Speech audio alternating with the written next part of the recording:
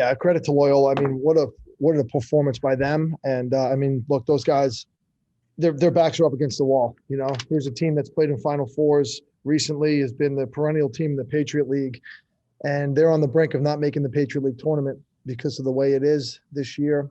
And they played with that will to win. Very impressive, you know, very impressive. And a credit to Charlie and his staff for preparing those guys. And a credit to their, you know, their upperclassmen. I mean, you think about it, you know, Olmsted, Lindley, McNulty, Higgins, those guys played in Final Fours, right? They've won Patriot League championships. And all week they know that if they don't win this game, it's likely that they're not going to make the Patriot League tournament. And those guys certainly played like it. You know, they dodged hard early. They picked up the ground balls at the face-off and kind of willed their team to win. And I thought that was really evident in the first half. Joe, were you disappointed with the way the team came out? I mean, Loyola, Christian just said it, and it's true. They had more energy than you in the first quarter and the first half. You fell down 4-0 and then 8-2 at halftime.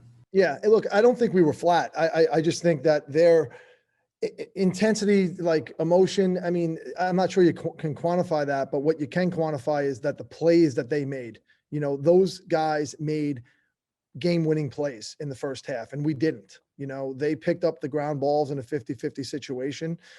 They shot and scored in the one-on-one situations, and we didn't. They played with that kind of will to win. I don't think it was a lack of emotion or energy or flatness. Those guys just outplayed us, you know, especially in that first half.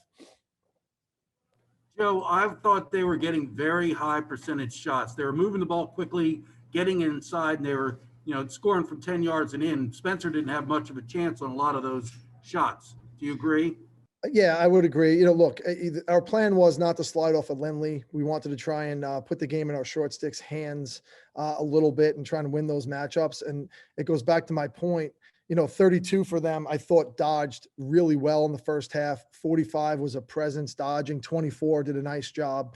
And if we were going to lose the game, we were going to try and have those guys beat us, and they did, you know, and they did, and credit to them. You know, you come off of Lindley, and it allows them to play the way they want to play, but they beat us with against our game plan today, you know, and that's why you saw some of those shots that were in tight.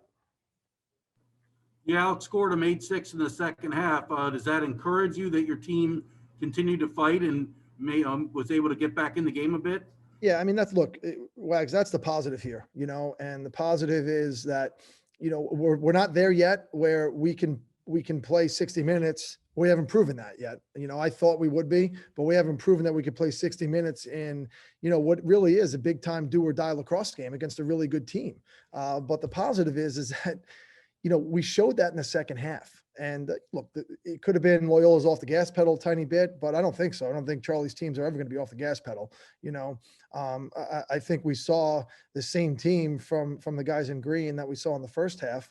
But the positive for us is that we can bottle up some of those small moments of momentum that we saw in the first half, and we can extend it, you know. And when I called that timeout with 12 and a half minutes to go, I just told our guys, all I care about is winning a 3-minute game. You got 4 3-minute games left.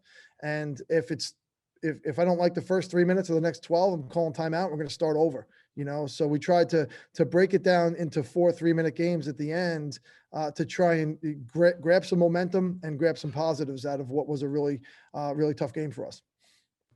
Another big game for Patrick Skalniak with 5 points. Are you seeing him really assert himself for your team? Absolutely. I was proud of him, you know, and he's just got that look in his eyes on game day. You know, he's a big time player. You know, he's a big time player. He's playing with confidence. He's proven he can do different things. I thought he did a good job dodging today against the pole. Scored a goal right-handed, you know, which is not his strength, but he stuck a good one. Got one with his hands free, but it was just a presence out there. Anytime he's on the field, I think everybody perks up and says there's a chance a good thing's going to happen. I said, what did you feel the difference was out there today? You know, I think like a big difference that I felt was just kind of like, I think we were a little flat in the first half. We didn't come out with the same energy as Loyola, and I think they played like a full 60 minutes, and we just played a half. And I think that was like the big deciding factor in the game. in terms of the offense early on, when you only had 2 goals in the first half, what was going on? Was it just a matter of not having the ball much? I think it's like a combination of some things. I think not having the ball a lot puts some pressure on the offense to each possession matters a little bit more. So I think guys were, including myself, were a little hesitant to go to the goal and just kind of let loose. And we just kind of had the mentality, I think, going into the game, like we're just going to pour water on the rock and eventually it'll start to erode. And I think, I don't know, we played a little hesitant in the first half, and until we went down by a bunch and we like kind of had the realization we have nothing left to lose, we just kind of played a little too hesitant. So you outscored them 8-6 in the second half. I mean, I guess a bit of a sense of urgency finally, huh? Exactly. Yeah. So Christian, you finally reached that 100-point plateau you've been chasing. Does that feel good to get that milestone out of the way? Yeah, it definitely feels good. Ever since like Jack Ray got it my freshman year, it was like a goal of mine. But obviously I wish it came under different circumstances with the team winning. That's kind of the main reason. That is the reason why we play. So